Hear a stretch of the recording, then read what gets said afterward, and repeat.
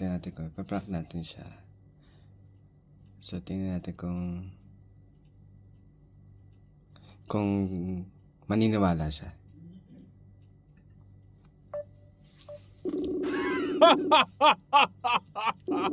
Yan.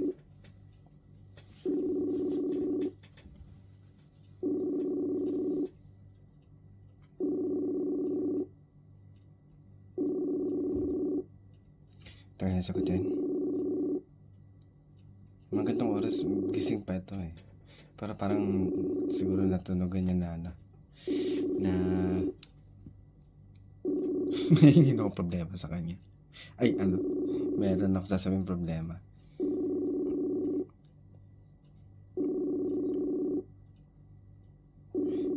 Tayo sagutin.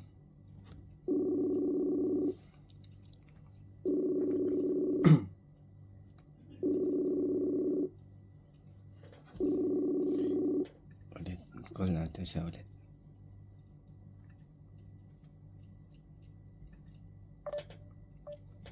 Takan natin video. Full screen.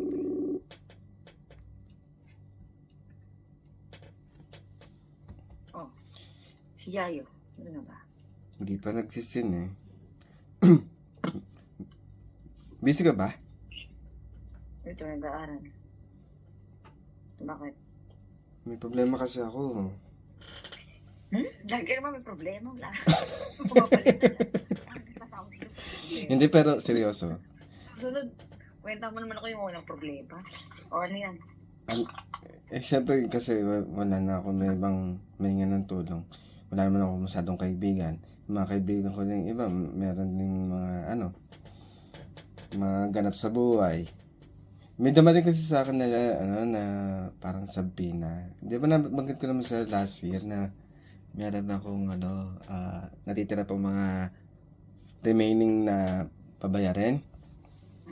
Ngayon dumating siya, parang pinagre-report na ako bukas na kailangan ko maganda ng pera. Agad-agad? O, hindi din naman ako naabisa doon kung magkano eh. Pero nandun nakalagay is 2 milyon. 2 milyon, kala mo ipatabi ka ha? Parang alam ko na yung pagtawag mo eh. Ano naman yan? 2 milyon nga yun nakalagay. Eh ayoko naman makulong. Ayoko magbayad ng... Kasi sabi... Hindi ba pwedeng magpa-installment ka muna? Hindi eh. Kasi yun yung nakalagay na mismong kailangan kong i-jumbi na pera. So, bukas kailangan ko na siya. So, ngayon, sana, wala naman na may ibang mahinga ng tulong. Patulungan mo sana ako.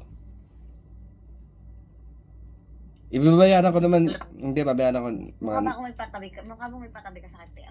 Ngayon pa lang. Makain ka ba? Ngayon pa lang. Sige na, ate. Wala naman ako sa may ibang mahinga ng tulong. Binibenta ko pa kayong bahay. O kaya nga, di ba, nabanggit mo yung, di ba yung buyer doon? Wala pa, buyer pa lang yun. Pero pero go signal mo, 2 milyon nga yun eh. Oh, milyon ka lang mo. Saan ko pagulutin yung 2 milyon? Tumigil ka nga. Eh, dyan sa mga savings mo. Sige na. Talaga alam na naman savings. Oo, pero hindi ko alam yung password, siyempre. Sige na, te. Tulungan mo na ako. Wala ka naman mababayad sa akin eh. Ano babayaran yan? Next year, kapag Ako na may gawa mong installment. sa kanila hindi ko nagawa, di sa inyo ko gagawin. Mahal mo rin eh, baka suntukin ko kayo eh. Alam ko ako paborito mong kapatid, hindi mo matitiis. Sige na. Bibigyan kita ng sige, pera may kita. Pero 1M lang. O, kahit magkano, sige tatanggapin ko kahit 1 million. Pero yun, utang ha. Usapan mo kapatid, utang. Magkano magiging niyan? Magiging baka pwedeng interest. Magiging Morales ka. O patay mo ako. Utang. Hindi, wala tayong papatayin ganyan, yung papatayin mag-asawa. Hindi naman pala ako papapatay mo yung sila pambayad. hindi ko naman gagawin yun. So, Kaya nga. sige kung ang term ng payment natin is interest, pwede bang monthly 1 peso lang ang interest. Uy, baka maputi na yung bulbul mo sa babae. Nakakabayag ng buhok. Mintik ka. Hindi, alam kong naman na, ano, na hindi mo matitiis. Sige na. Please. Mayroon yung kita 1M. Talaga? 1M na lang. Ngayon ko na kailangan kasi. Ang ganda ganyan, ganito padili. Kasi bukas nga ako pinapatawag, 9:00 ng umaga. Ba't aking visit ka? Nag-aaral pa ako.